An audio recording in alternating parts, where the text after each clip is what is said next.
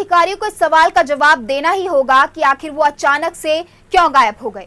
एक साथ सभी के गायब होने की कोई ना कोई वजह होगी, वो वजह बहुत बड़ी होनी चाहिए।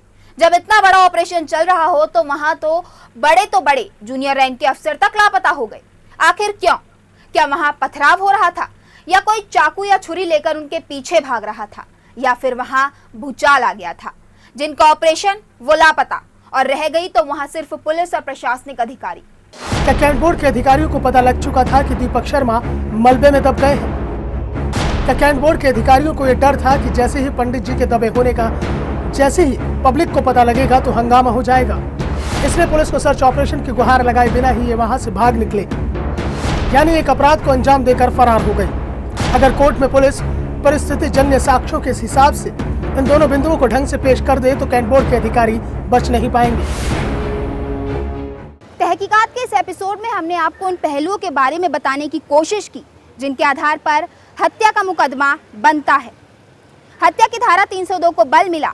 दीपक शर्मा की सदर थाने में 20 जून को हत्या की आशंका जताते हुए कैंट बोर्ड अधिकारियों के खिलाफ दर्ज कराई गई रिपोर्ट से भी। ये रिपोर्ट दीपक शर्मा का मृत्यु पूर्व बयान भी माना जा सकता है, क्योंकि जिस जगह और जिन लोगों से उन्होंने जान का खतरा बताया, ठीक उनकी जान वैसे ही गई।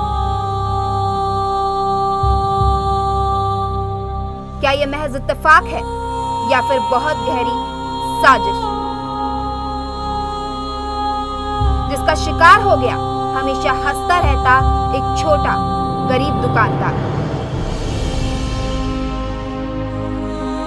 जिसके सपनों का महल थी वो दुकान, जिसके बेटे के भविष्य का आधार थी वो दुकान, खुद पंडित जी के मुस्कुराने की वजह थी वो दुकान।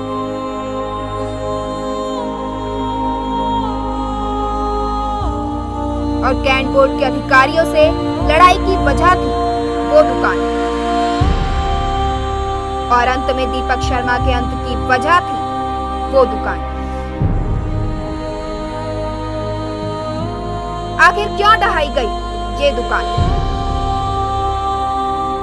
आखिर क्यों खड़ा है मौके पर अभी भी ये मॉल?